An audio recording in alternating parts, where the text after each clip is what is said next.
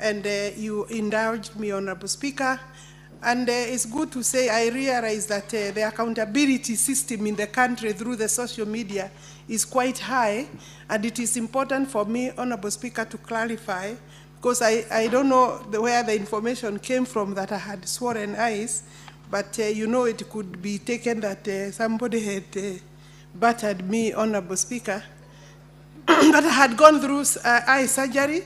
So it's important for the public to know, because I also saw it in the social media, somebody wondering how what sworn eyes would prevent me from coming. So just for clarity to the members of the public and Honorable House, that I had gone through a surgery in my left eye to just deal with some challenges there in terms of my sight. So Honorable Speaker, I'm here. Thank you very much. According to the question raised by Honorable Senator Beatrice Ogora, I have this response for her. Honorable Speaker, I am that according to Section 107 of the Land Act, the National Land Commission is the one mandated to acquire land compulsorily on behalf of both the national government and the county governments. Therefore, the matters raised by the Honorable Senator in this question fall under the mandate of NLC. To this end, the Ministry referred the question to NLC via our letter referenced there, Honorable Speaker, dated 15th November of 2024. We have attached a copy to that as Annexure 1, and I have not received any response. I thought initially maybe for purposes of making progress, if I get a response, I would bring the response. I have not received the response. I would therefore like, Honorable Speaker, to request that the Senate do take up this matter, because it's not my mandate, and it's important that I re-clarify, and I know Honorable Senators, Honorable House is aware of the mandate between the Ministry and NLC, that it is not, I do not hold the NLC accountable. I'm not, and I do not respond on their behalf. They are an independent commission, Honorable Speaker. They answer directly to the House, and there are ways of this House being able to bring them before the House so that they can deal with the, and they would be the people with the data, the agency with the data that is requested by the Honorable Senator. So I think it would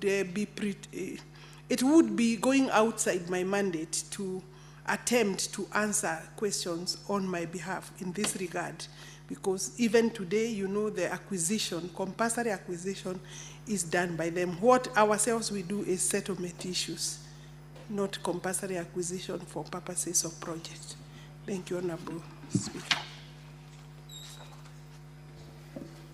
Honorable Senator Beatrice Ogora.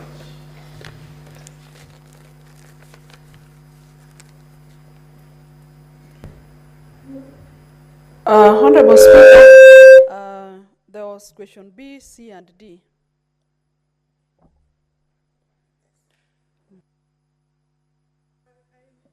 I mean the entire question, because you are asking, Honorable Speaker, the Senator is asking about compensation to the owners in question 2. In question 1, she's asking the list of the parcels. 2 is about compensation, and 3, it's about the projects, explain why in some instances projects were initiated before the affected landowners are compensated. And of course, there is question 4. The point is, once the compulsory acquisition is made, it's normally requested by the relevant department or ministry, the entity procuring. And for purposes of procurement, that is done by the NLC. So any record of those details from your question 1 to 4 would be answered. It's really not my mandate. I don't have that information. I don't have. They only come to me for purposes of documentation, in terms of maybe a transfer of the parcel to the next person. But if you ask me about compensation, what land was acquired, that information will be able to get from the NLC. Senator Bone. Thank you, Mr. Speaker. Mr. Speaker, I'm a little bit uncomfortable with the answer by our minister. Minister, you are right that the National Land Commission is independent. However, you are expected to do what it takes to respond to our concerns. So, if for you to respond, it required that you come with information which is in the custody of the National Land Commission, you should do so. You cannot then refuse to answer the question and then ask us to do otherwise. What we have done is what we believe is the right thing. Could you tell us what difficulty you have in accessing the information that we wanted, which in your view is in the hands of the National Land Commission, and then transmitting to us, Minister? Just take more. Okay. Yes, Senator Manzo.